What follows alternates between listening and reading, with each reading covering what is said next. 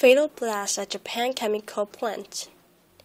An explosion at a chemical factory in central Japan has killed at least 5 people and injured more than 10 others, it has been reported. Police said the explosion occurred at a Japanese metal and chemical company, Mitsubishi Materials Yokkaichi plant, during maintenance work. Fire department officials said 17 people injured in the blast were taken to nearby hospitals. Police said 2 were dead, while Japanese media put the death toll at 5. Conditions of the injured were not immediately known. Mie Prefectural police said investigators suspect a hydrogen explosion was caused by a chemical reaction when plant workers were rinsing heat exchange equipment at a silicone plant on the complex in Yokkaichi City, about 220 miles west of Tokyo. Northern Lights may be visible in UK. Brits living as far south as the Cotswolds could get a rare glimpse of the Northern Lights this evening as Earth feels the impact of a solar storm.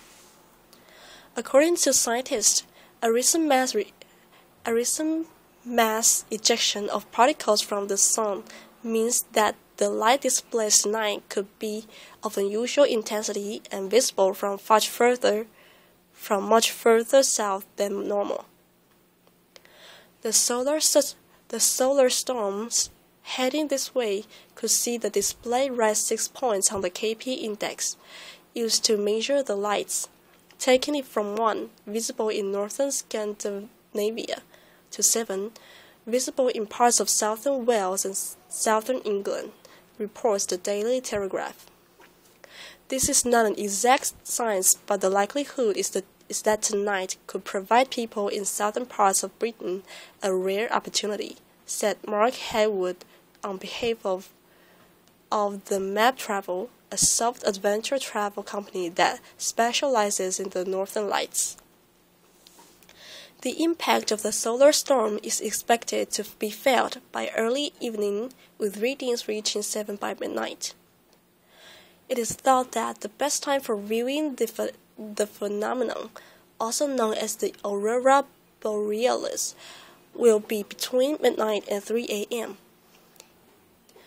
Although cautious about people getting their hopes up, specialists working in Aurora Watch UK, a research program operated at Lancaster University, say the conditions are promising and have issued the following guidelines. Keep away from urban light pollution.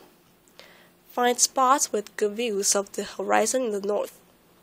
Try to get on to higher ground. China to overtake U.S. as world's top trader.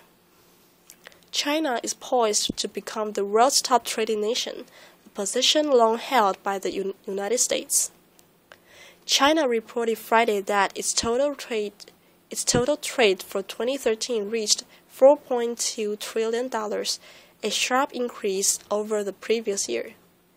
It is the first time the world's most populous country has cleared the $4 trillion barrier, a feat accomplished despite lackluster numbers for the final month of the year. The U.S. has not yet reported trade numbers for December, but China is virtually assured the top ranking. In the first 11 months of the year, U.S. imports and exports totaled $3.5 trillion, according to the Department of Commerce. To retain the top spot, the U.S. would have to more than double its average monthly performance in December. This is a milestone for the development of our national trading services. Zhang Yueshen, a Chinese Customs Administration official, said at a press conference.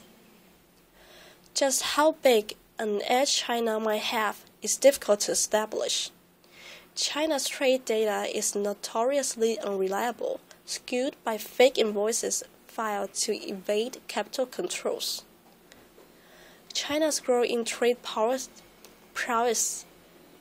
has been fueled by economic growth of around 10% a year in the past 3 decades. Sustained progress has propelled the country up the list of biggest economies, generated wealth for its growing middle class, and boosted global trade.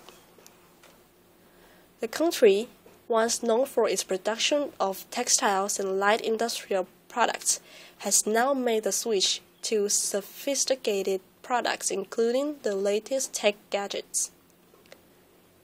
Along the way, bilateral trade with the U.S. has grown to the point of mutual dependence.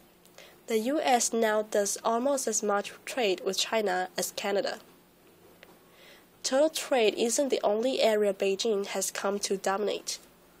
China overtook the U.S. as the biggest importer of oil late last year, amid rising demand for fossil fuels. Beauty queen's killer snapped, Venezuela says. Beauty queen Monica Spear posted scenic photos and videos of the Venezuelan countryside online in the days before her death. Now, days after attackers gunned down the soap opera star and her ex-husband, investigators say Spear's camera was a key link that helped them track down her killers. Police found the camera inside the home of one of 7 suspects authorities have arrested in connection with the slayings, the head of Venezuela's National Crime Investigation Agency said Thursday. 4 suspects are still on the loose, he said. No one has been charged, but officials say there is evidence linking the group of suspected gang members to the double homicide. The high-profile case has galvanized Venezuelans to turn up the pressure on their government to act on the country's high crime rates and prompted pledges from officials to end the violence. The victim's 5-year-old daughter, Maya, witnessed the roadside shooting and suffered a gunshot wound herself but survived.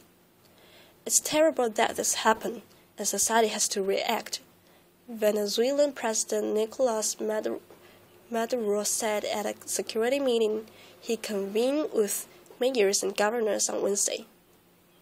It is not time to faint, to throw in the towel, to let our guard down. To the contrary, it's time to react. For many Venezuelans, what happened to Spear is nothing new. Violence on Venezuelan roads and highways, they say, is all too common. A non-profit that tracks homicides in the South America country says there were almost 25,000 violent deaths last year in the country of about 30 million people. I ask Venezuelans to wake up because it was Monica a few days ago, but how many people have died on highways in this country? Said Mary Spear, the soap opera star's aunt. Monica had to die so that the whole world learns that we can't be out on the street because we're afraid. Investigators believe motive was robbery.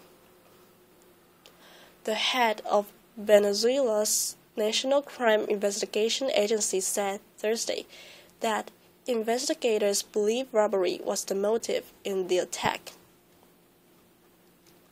But during Wednesday's meeting, Maduro theorized that the killings may not have been a robbery or a normal street crime. This murder seems more like a contract killing, he said. The president did not elaborate on his statement. 4 men, a woman, and 2 minors with ties to the crime have been arrested.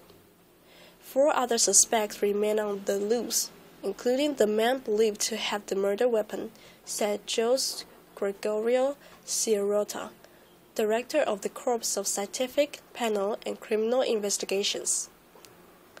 "We have managed to apprehend and totally break up this dangerous gang," he said.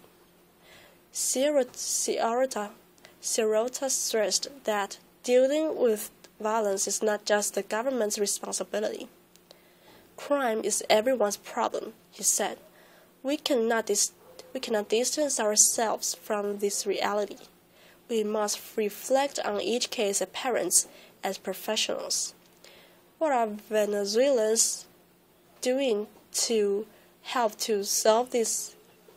What are Venezuelans doing to help to solve these expressions of criminality that are so strong that have been affecting us in recent months? Grandfather, 5-year-old, still has bullet lodged in leg. Throngs of mourners have come to the Caracas funeral home to pay respect to Spear. A funeral for the actress is set for Friday. Spear was Miss Venezuela in 2004 and represented her country in the Miss Universe pageant the next year.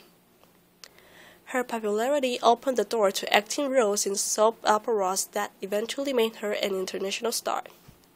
Spear, who studied theater at the University of Central Florida before winning the Miss Venezuela crown, appeared on the Telemundo soap operas Flor Salvaje, Savage Flower, and Passion Prohibida, Forbidden Passion.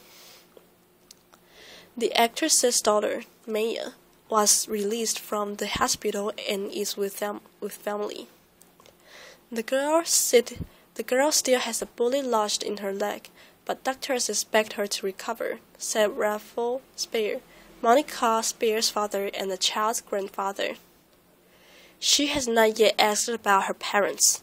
I think she knows what happened, he told CNN Thursday. It's something that's going to come out sooner rather than later. The family has reached out to psychologists about how to handle this situation, her brother, Ricardo Spear, told HLN's Nancy Grace. We're going to do it slowly. We're going to use metaphors. They went to heaven. They're up there watching you. They're taking care of you. They love you, he said. The Spear family is not one to hold on to anger, the brother said, and has nothing to say to whoever ended Monica Spear's life. Family members are filled with sadness, but hope that something good can come from the tragedy, he said. We are not focusing on police agencies or information about how this happened, he said. We are focusing on spreading a message of peace, a message of love. Venezuela is one of the world's most violent countries, according to a United Nations ranking. One person is killed roughly every 21 minutes in Venezuela, and there were 24,700 violent deaths last year in the oil-rich country of roughly 30 million people, according to the non-profit Venezuelan Violence Observatory. The observatory says the country's murder rate has soared to nearly 80 deaths per 100,000 people. Government statistics put the figure significantly lower, at 39 deaths per 100,000. Even though she was also an American citizen, Spear loved traveling through Venezuela and exploring the country and wanted to see the security situation improve.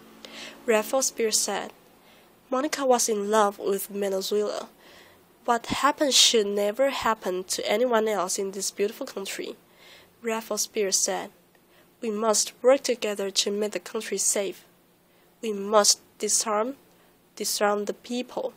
We must make it so we can go out at night like we did before.